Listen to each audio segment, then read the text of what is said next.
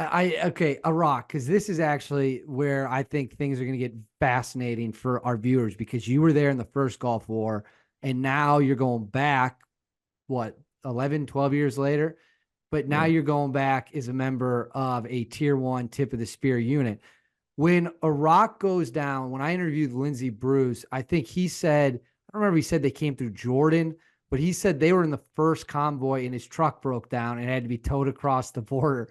Do you remember when you kind of find out, okay, like this is real, we're crossing the border, and what your feelings were like, I'm going back into this country that I was just in a little more than a decade ago, fighting the same military I was fighting 11, 12 years ago. What was going through your mind at that time?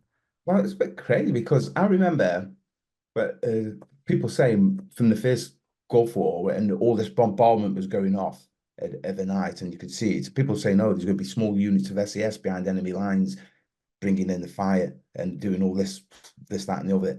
I'm like, wow. And then afterwards, there was a boot wrote about it, and you knew that they were behind enemy lines, and it was a full on as if it was how David Stirling did in the Second World War. So then to get involved in that, and suddenly we did go behind enemy lines and get involved in all the rural side of it, fighting in the desert, doing what the original SAS did, and then we went from there to the urban side, straight into Baghdad, and just doing lots of urban raids and stuff. So it was, I can say, because Lindsay's group, they went across, rolled in on the desert. We actually inserted from a different, we inserted from Saudi. You know, we moved from Jordan, went Saudi, from Saudi, and we flew in. So we was like from the first helicopters. I was the second helicopter going across. We had like one vehicle inside a CH-47 inside the Chinook. And it was just like, I hated that though, because after what happened from the first Gulf War, they knew special forces were going to be employed, go in there. So we was told that they were going, anything that was coming, they were going to try and shoot down. So our aircraft, our CH-47s were very low, you know, flying about 50 feet.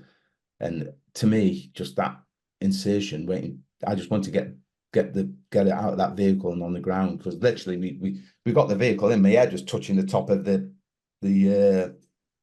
top of the roof of the CH-47, because they had that much fuel in there, all the extra fuel and all the kit. And the vehicle was, you couldn't get out of that vehicle. If that vehicle got it, we were just, you just fried. You were just trapped. And we didn't even have all the big guns on, because obviously we couldn't fit them on because of the size. So as soon as we got deployed out in the middle of the desert, way behind enemy lines, then the helicopters just left. And then it was like, get them vehicles, get them weapons on quickly. And then it was all silent. And then away we went, did our business. So yeah, so that's the way we came in.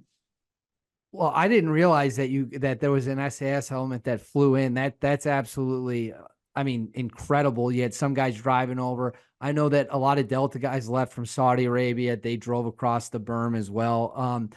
Were you told kind of ahead of time, like there's going to be fierce resistance? This could take a year, 2 years to break Saddam's army? Or was the belief once we get in there, these guys are going to give up or they're going to run? What was at the time, obviously not now, at the time, what was the belief of how much resistance you expected?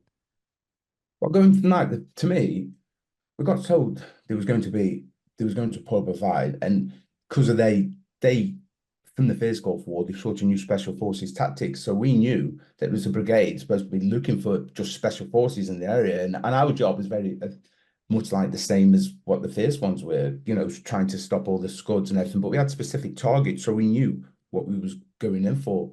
And then obviously we went in there behind the enemy lines, and then we just started doing all our own special forces stuff. So it was fantastic. It was what we'd been training up for so long, and we were just you you you think there was only a very few of you, and we were a small fish in a big pond, but we thought we were invincible, because when anything happened, literally the drills were just that good, even though there's a small group of us.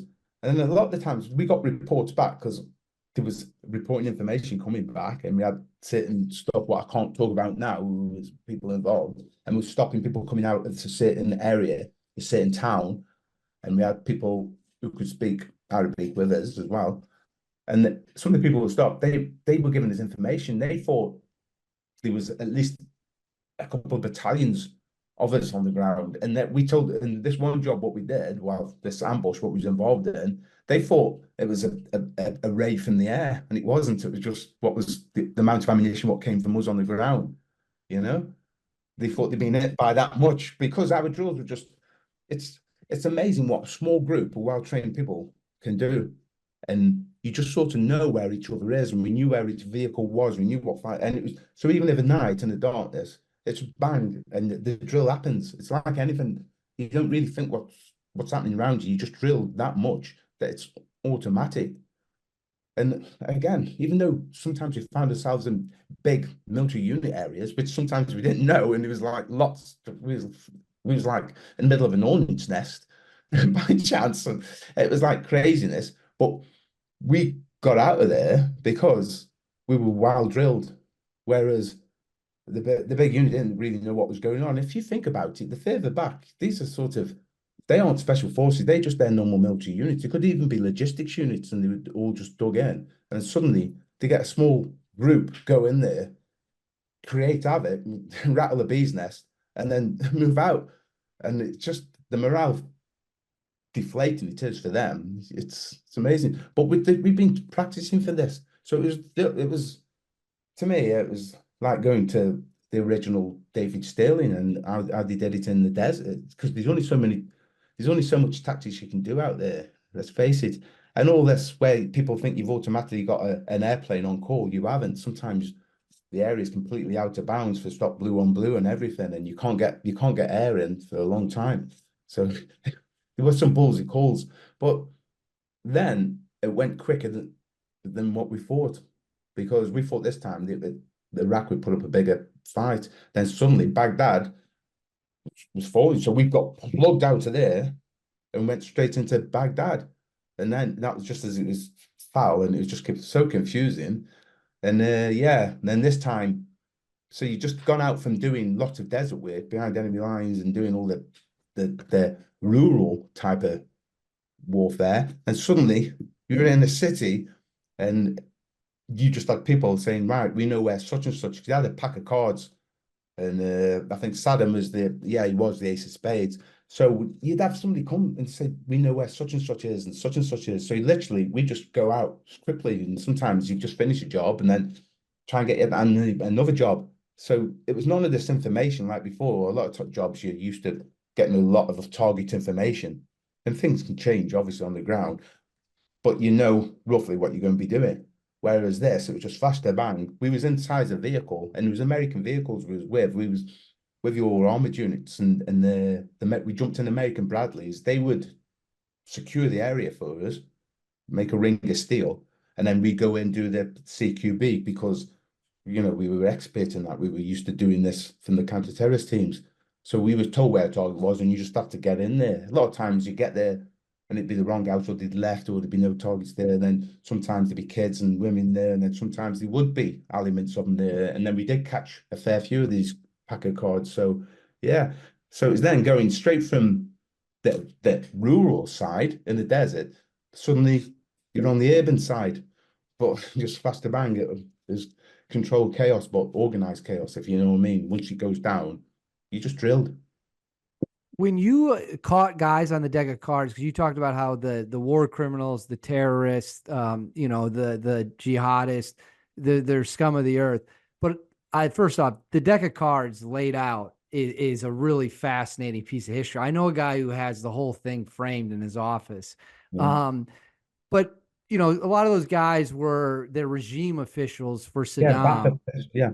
So what were they like? Were they more like professional soldiers when they were captured, or were they more like war criminals in their behavior? No, they were more professional. I've got to say the truth. Like groups of, especially these weren't on the deck of cards. Like when we were doing specific jobs out in the desert, and we were fighting some of the Iraqis. What we were fighting with the Fedayeen, the ones who were really loyal to Saddam, and they did put up a fight.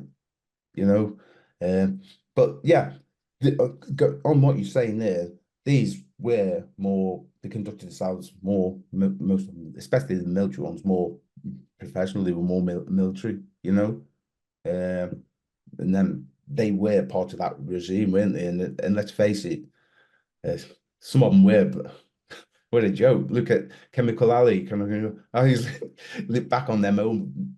And once we got back and I saw the old footage when he was saying like these no troops anywhere near us, and no, he was still reporting, and he was like chaos going off all around Baghdad, and he was like, no, we're still okay. We're still winning this war. Baghdad Bob, I think is what he was known as in the U.S., and he turned into And like a joke. he called him Comical Alley, not Chemical Alley, Comical Alley, and yeah. There's some been reporting that when that guy was caught, a couple of soldiers took photos with him, and he was like smiling with them, like he knew. We're talking about the same person. You're talking about the guy that was like their propaganda guy, Yeah, right? yeah, yeah. Yeah, and like they didn't think the guy was a threat, and they thought it was hilarious because they'd seen him on all the news conference. He claimed that the entire American tanks had all been destroyed in the desert, and they're like literally driving the highway to Baghdad. That guy, talk about a little history lesson. Correct me if I'm wrong, and maybe you don't even know, but only one person on the deck of cards was never found, right? I don't know. I don't know exactly. Yeah. I Must think it, admit, that it, if I caught the propaganda guy, Comical Alley, I think I was really pissed myself laughing, you know, if you caught it, because God Almighty. um was there anything you can talk about, because you talked about the Fedayeen, did you ever have any engagement in the early days of the Iraq war before, while there were still resistance elements of the Saddam regime, that you thought to yourself, man, this is starting to get really dicey. Like we might not make it out of this unscathed. Are Yeah, there any? yeah, some contacts like that, and it said that the Fedayeen, but one time they'd be coming out, they'd be coming out in white pickups, and they were all dressed in black, so they sort of silhouetted themselves a lot more, you know, and they'd be coming for us. Sometimes we'd be out in broad daylight, wanting to come towards us, so we could take them on, and they'd come across, and a lot of them in pickups. They'd be coming out with the white SUVs and the white do Dilux, what are they called? Dilux trucks, and they so they have them, but they painted them, not painted them, but they put mud on them, and it's craziness. But they come out on these pickups, and they'd have Duskers, which is the equivalent of a 50 caliber weapon. So they'd have them mounted on their back, but they wouldn't have them mounted properly. So they'd be coming out towards us, and they'd be driving over the desert, firing, and we'd be just static. So the rounds are going all over the place. And then we'd have Milan anti-tank missiles, and we'd have our weapon. And we basically, I remember watching them come toward us, and not after about several of their vehicles got hit, and they carried up, and then they decided this is a bad idea. Let's turn around and go back now. But then next day they came out and tried it again, just like suicide. They were just coming towards us. Yeah, so they're a bit crazy. And then there was one time where we saw them on top of this hill, and there was a lot more of them than what we thought. And they got this one guy, and we could actually see him giving his arms up, like as if he says, "Come take us on." And so we just stopped and waited for the air to come. And he was on top of an hill, and there was a couple of hills, and I don't know what happened with their communications, but we could see this one guy, and he's just running from one hill to the top. We lazily to move 1,400 meters away, so we could see all this with the binos, and it was a standoff. But we were just waiting for the air come, and so they had this one guy, and he was basically saying, "Come take us on." Wow, we know there's an awful lot of you, because we actually dug in positions, and we could tell that. So we just waited until the air come, and then basically that guy, the hill he was on was lasered. It was a laser target, and then next minute there was a 500-pounder on top of him, and I was just waiting for see like the Fedayeen, the little black gown come floating down, you know. But it's amazing, because then that bomb dropped, and then they had a couple of bombs drop, and then they moved out. But then after a bit, you see blokes getting up out the trenches and sort of getting all the dust off them. So, you know, I think, but yeah, the Fedayeen were a bit crazy. How long did it take for you guys to realize that foreign fighters were starting to flood into the country? Was it by the end of 03, early 2004, when did you start realizing jihadists were I coming? reckon end of '03, there was already foreign fighters in there straight away. Yeah, I don't know whether they were mercenaries, whether they were recruited in, but yeah. And what got me though, especially, this might be moving on, is once I left, I found myself straight back in Baghdad with just a small team of SAS looking after CBS News, and I spent 4.5 years there. So I got to know local Iraqis and everything, and people who was actually in the Republican Guard, these two officers, they were working with us now, so they would have been the enemy. And they just normal Iraqis trying to get in a living, but it just showed you, I saw what a mess we made out there, because it was like there was no end state. We gets in there and it's like, wow, what do we do now? And it's just, again, getting this hornet's nest, this bee's nest, rattling it, letting them wasp go all over the place, and then, right, what do we do now?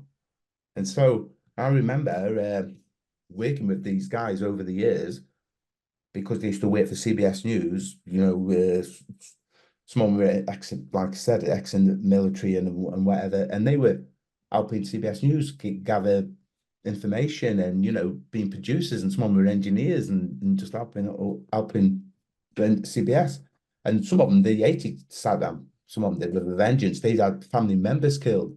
But over them years, working with them, you saw how after a couple of years, they're like, wow, I wish Saddam was back, because at least then kids could go to school. I could go to a market without getting bombed. There was none of this sectarianism, like Sunni and Shia and Christians all got along as long as you followed that regime. And yeah, he was a tyrant, but look what happened afterwards. It was just chaotic. He had neighbors fighting neighbors and Sunni fighting Shia, and it was out. And then we sort of just left them to it. And so they actually, after a bit, they were saying, we just wish it was back to the old days. Were you still in the SAS when the Hunt versus Arkawi was going on, or had you left by that point in time? No, I left